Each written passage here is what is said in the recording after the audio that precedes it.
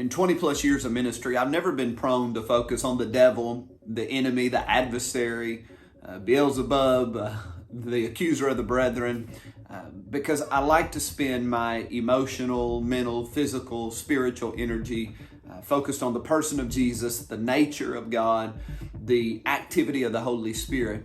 But we can't stick our heads in the sand and pretend that those things, those evils aren't a reality.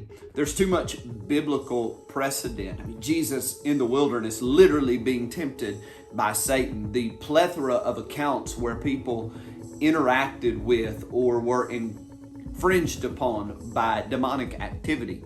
So all of us are living in a scenario where there is indeed an enemy, where you have an adversary, and that enemy has strategic plans on how to infringe upon your rights as a child of God. So I want to spend some time talking about that, and I believe that this will apply to everybody watching. So hang with me.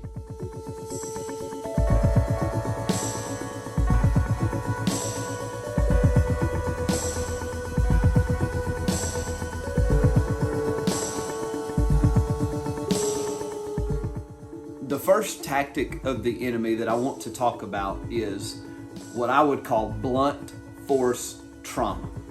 The enemy comes against you in some capacity, whether it's your health, your finances, a relationship, maybe a relationship that was good that suddenly goes south, someone attacks you, someone betrays you, abandons you. And that initial attack, again, blunt force trauma, is certainly intended to take you out. It is an age-old strategy of the enemy. Let me do my best to hit you so hard that your faith wavers, you become disillusioned and confused and begin to question the nature and goodness of God because of what you're experiencing, to take on a wound that's of such significance that it alters the trajectory of your life. And many of you watching have experienced the blunt force trauma of the enemy.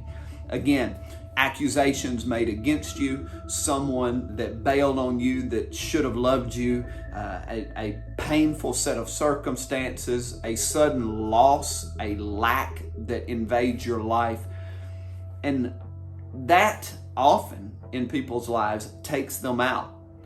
But then there are many of you who are still here after the blunt force trauma. But we can't think that because we survived that the battle is over. So hang with me another minute.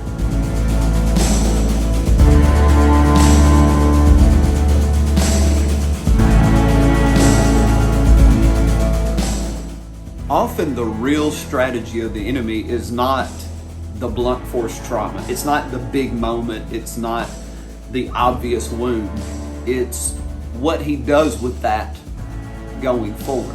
I like to hunt, and there are these apps where you can drop a pin in a certain place, and it just kind of holds that place so that if you want to go back there again, you can get exactly to it by using the app.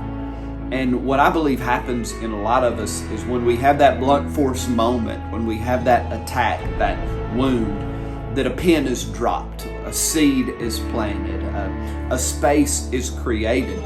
And even if you survive the initial and feel like, okay, I've overcome that, I'm moving forward, I have my health, I've returned to some sort of normalcy and routine functionality, that spot, if you aren't guarded, can still be an access point.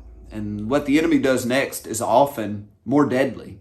It's a longer game. And you need to know that. The enemy doesn't just have a short game with you. The enemy has a long game with you.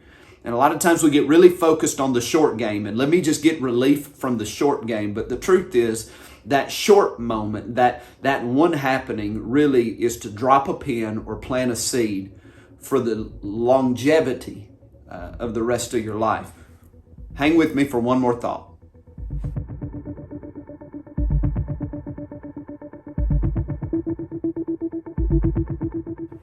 The long game approach is pretty simple.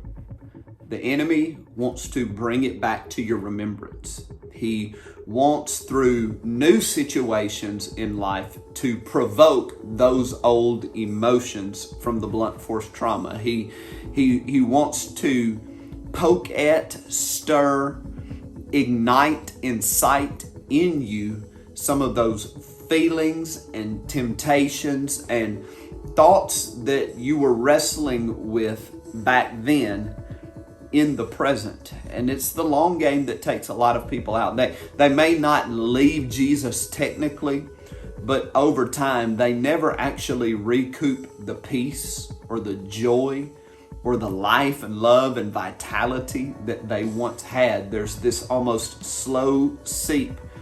And you need to understand, the enemy will keep coming back to that spot. You may have it conquered, but in a different set of circumstances, a different set of scenarios. He will try to stir that thing again. He'll go back to that pin drop, that drop pin, that space, that spot, and touch it and try to stir you up again. And I've met a lot of people that have survived the initial blast, but they live with the residual of it the rest of their life. They involuntarily react in certain ways, and all of us are potentially susceptible to this. We struggle with trust, or we struggle with peace. I mean, this isn't a video long enough for that. What you have to do is be resolute that when that thing rises up, when that thing is provoked by the enemy, to capture those thoughts quickly and submit them to the knowledge of God.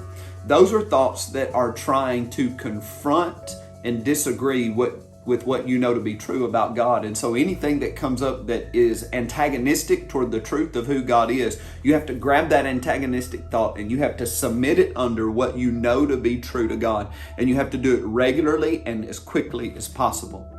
And that may be one of the big objectives of being a follower of Jesus. Like, can I shrink the gap to where I don't go weeks without controlling that thought, but within a matter of seconds, that thought is subdued? So don't let blunt force trauma take you out, but also don't let the long game of the enemy win. I love you. Hope you enjoyed it. Check out my next one that's coming soon.